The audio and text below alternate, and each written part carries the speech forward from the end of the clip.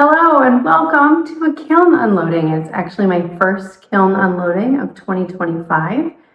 If you're new here, my name is Danielle Turner Lawrence. I'm with Pine Lake Pottery and excited to share with you everything I have in this kiln, along with tips, tricks, and techniques that are related to pottery. So let's go ahead and get into it. I have a Scott 1222. It just finished a glaze fire, a cone 5/6 glaze fire. It is at 99 degrees right now, so definitely a little bit warm still, but we're gonna see what we can do.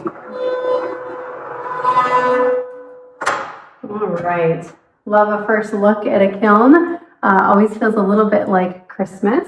I actually filmed this outside, but the lighting was poor, and I really want you to be able to see the glaze combinations and the clarity and kind of have the right lighting. So I've got everything kind of around me from the kiln, and this will also allow me to really group everything together that has similar glaze, so you're not having to, see things multiple times that might have the same glaze on it. So let's go ahead and get started.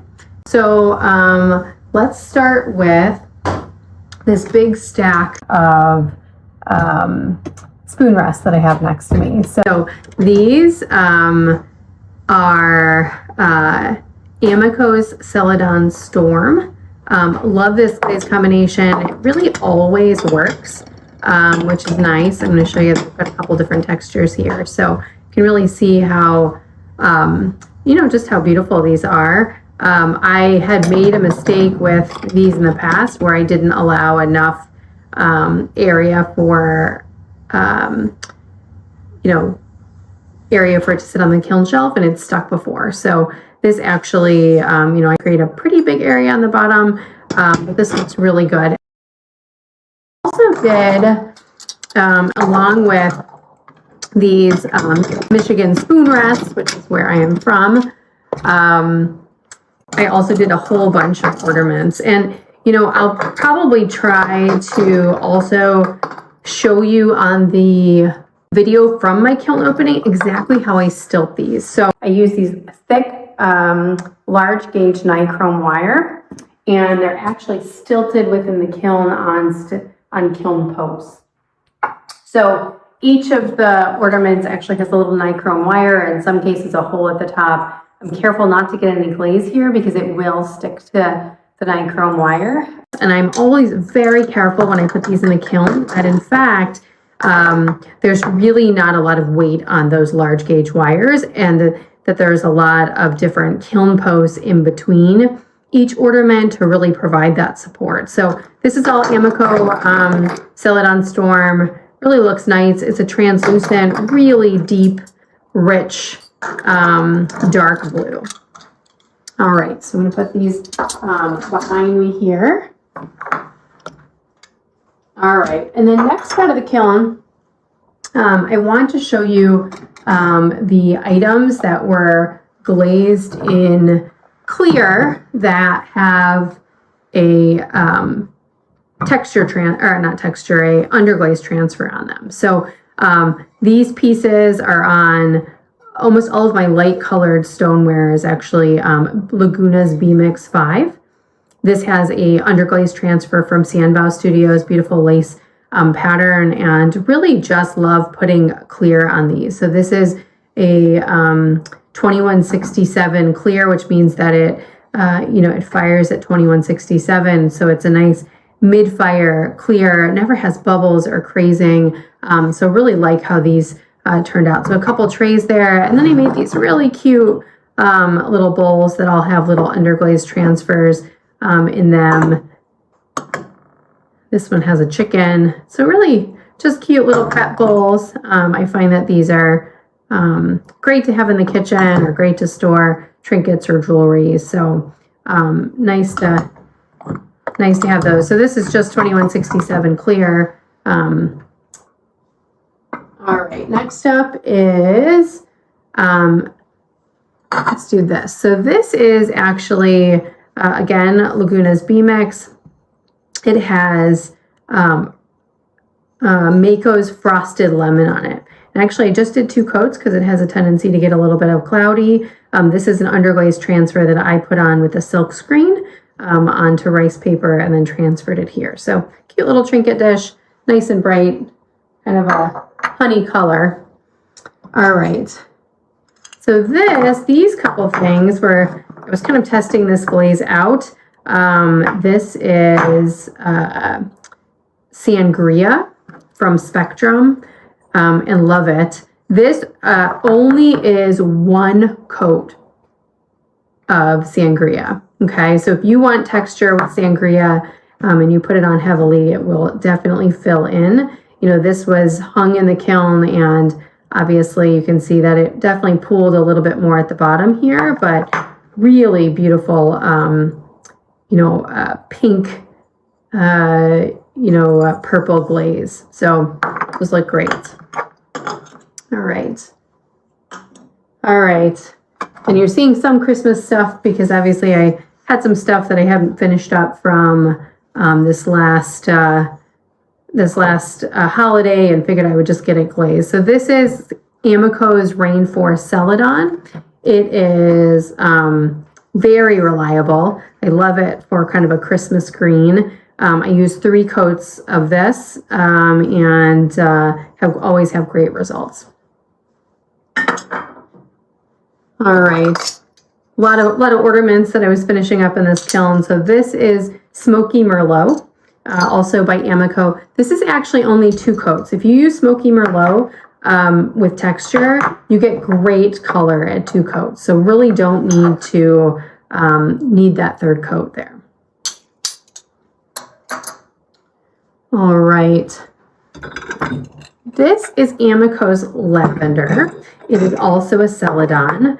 I glazed a handful of different things in this. So when I'm putting it on an underglaze transfer, I find that I get the least amount of streaking when I actually use 3 coats. So this is 3 coats. You can see it pools a little bit here in some of the corners, and of course where it was kind of maybe slightly heavier around the actual handles of this tray.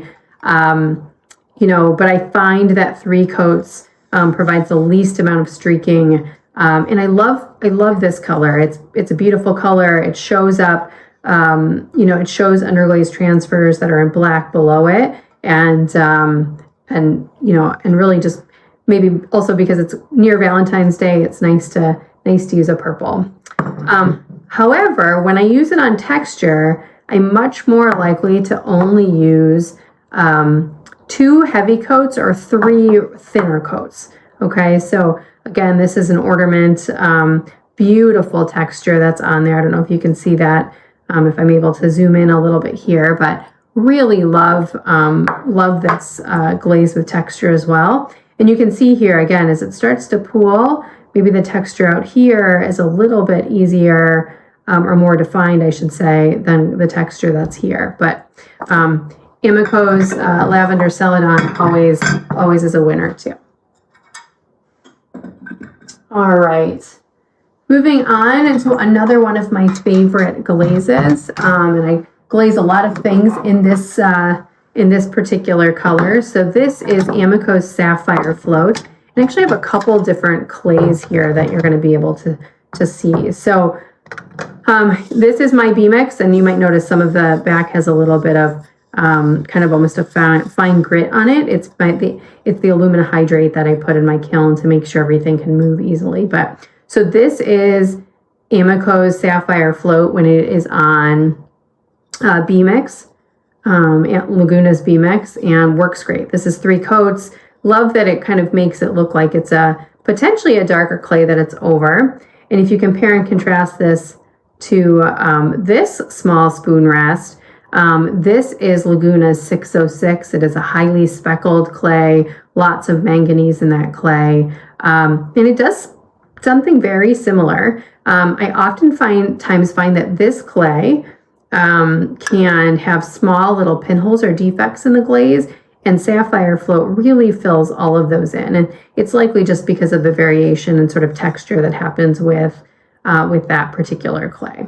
So I did a whole bunch of butter dishes. This is that 606 clay with Sapphire Float. Again, another large tray here Again, you can sort of see that alumina hydrate that I'll get off there with a sponge once I sand these. So love sapphire float. This is actually going to be a picture frame. So working on kind of a new project that I'll put up on my YouTube. So that is definitely a sure thing. 3 coats of Amaco's sapphire float is always awesome. All right, let's move on to, this is Amaco's cherry blossom. All right, really light, soft pink. Sometimes it is, I'll show you on the actual glaze bottle, sometimes it is a little bit darker. You can see here, you know, if the kiln fire is hotter, some of that pink definitely kind of lightens up, and you can even tell the difference between these two, that it might be a little bit lighter here and a little bit more pink here. So 3 coats always looks great. Again, translucent and shows that texture on these little heart ornaments. All right. All right, moving right along. This was actually a tester that I did. It was a butter dish that I actually, that bottom part broke, but I just wanted to see what satin, Amaco's satin matte looks like, and I love it. I love just sort of the simplicity of a clear or even light glaze on these, and again, shows texture great, and I really like that finish. All right, moving right along. This is Mayco's Micro Pearl. And believe it or not, these are actually the same glaze, but different clays. So this is Laguna's B-Mix, light clay, porcelainous stoneware. This is Laguna 606, which is that heavily speckled clay. Don't really love this, but I did a little bit of a tester. This also, you know, is a bit of a runner. You can see it's got pretty heavy here. These again were hung in the kiln and kind of ran down. So I'm not sure I would put these on ornaments per se. You can see it. This is actually Laguna's speckled B-Mix. So it's essentially this clay, but with speckles in it. Definitely not as many speckles as is in the you know, 606. So you can just sort of see the difference between this clay and this clay. All right, so that's Micro Pearl. Really like that it kind of has these blue, light blue sort of undertones in it. All right, moving right along, I have 2 large trays here. These are Amaco's Celadon Fog, and I actually have a short on YouTube showing how to make this tray with a lace doily, but you can see here that really does a great job with really fine texture. This is 3 coats of Amaco's Fog. There's the back without the texture on it. Really turned out beautifully. These make great little charcuterie boards. All right. Let's move on to this. So this also is a new glaze to me. This is Amaco's Micro Cerulean. And this is actually 3 different types of clay here. So you can kind of get a sense. So this is, again, Laguna's B-Mix, that light porcelainous stoneware. Again, it kind of pools. So this was 3 coats. I might actually do 2 next time to see if I can get some better texture on the things that hang. This is Laguna's speckled B-Mix. And then this is Laguna's 606, which is that heavily speckled stoneware clay. So I like that. Really looks nice here. Not so sure I love the speckles here. It's definitely more of a satin glaze than it is a gloss glaze. All right. This here is Mayco's Lavender Mist on that Laguna 606 clay. And I'm just going to look at my notes here because in particular, I believe that this is actually only 2 coats. Yep, only 2 coats. And I just find that works better for texture. I do think if you are putting it on a flat surface without texture, that actually 3 coats works better. You can just see, I like, you know, kind of just like this look better than I like this side look, but certainly the front is looks beautiful. All right, getting down to it here. Let me show you. I have made a handful again of Christmas ornaments.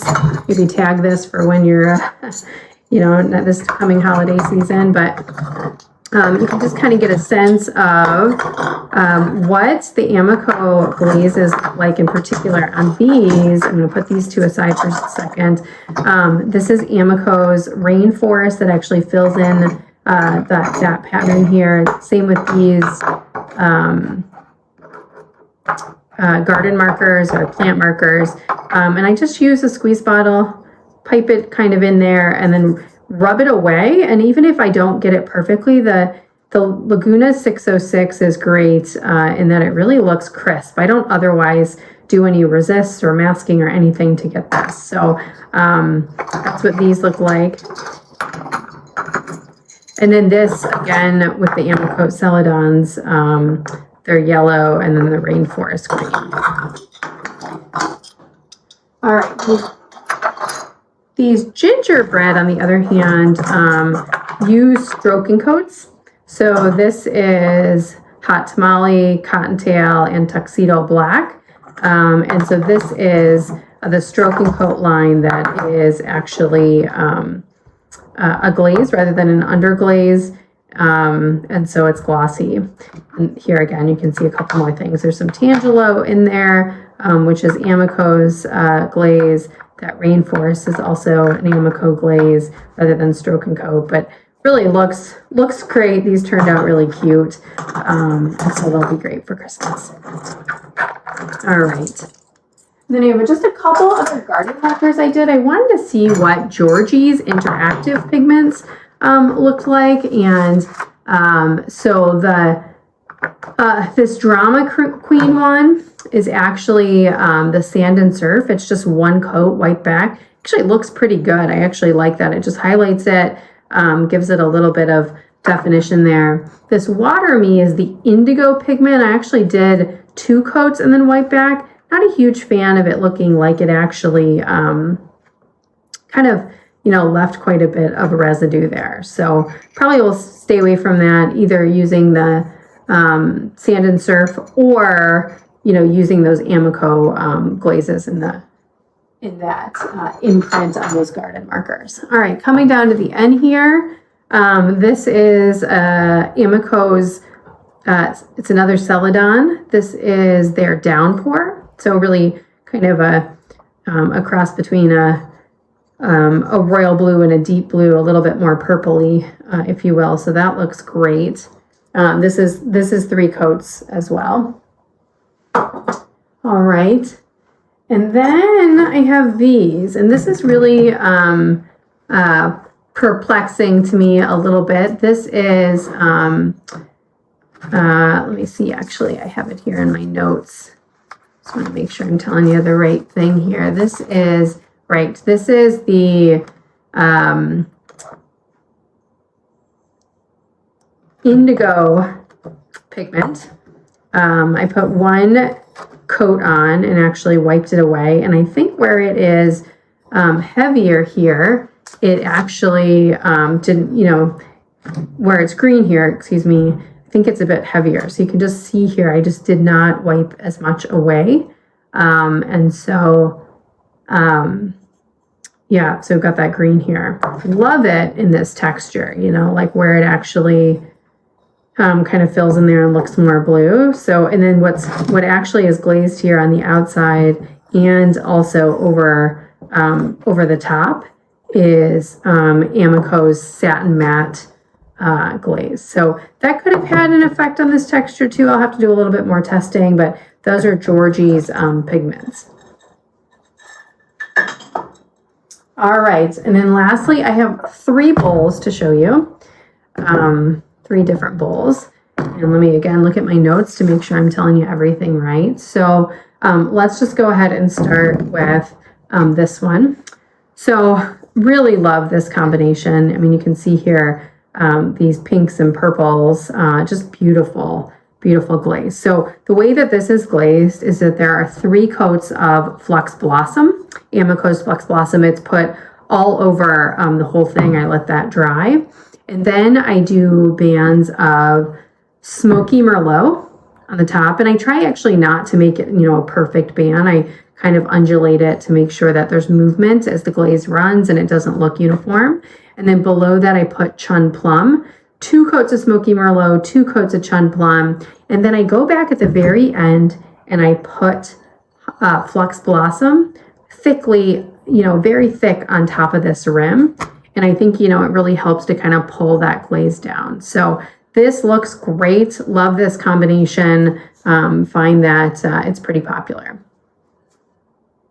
All right. And then for my next one, pretty similar, except the difference is kind of what the bands are on the outside. So again, Flux Blossom over the whole pot. And again, this is Laguna's B-Mix 5. So Flux Blossom over the whole pot, and then 2 coats of Blue Rutile along the top, 2 coats of Chun Plum. I overlap them just a little bit. And then again, I go back and I put that Flux Blossom on the rim because I think it really helps to pull that glaze down and create a lot of mixing of those colors. So that looks wonderful as well. And then lastly, this is again Flux Blossom all over and Spectrum Sangria, probably about halfway down. Again, I did 2 coats of sangria. You have to be careful. Sometimes sangria can actually pinhole, but this really turned out nicely. And then again, I put Flux Blossom on that rim to really pull that sangria down. So looks great. I think I will do this combination for sure again. So, all right. I hope that you enjoyed all of the color combinations and the kiln opening, if you will, that I did here in my studio. Check out my other videos and certainly follow along for more tips, tricks, and techniques related to clay. Until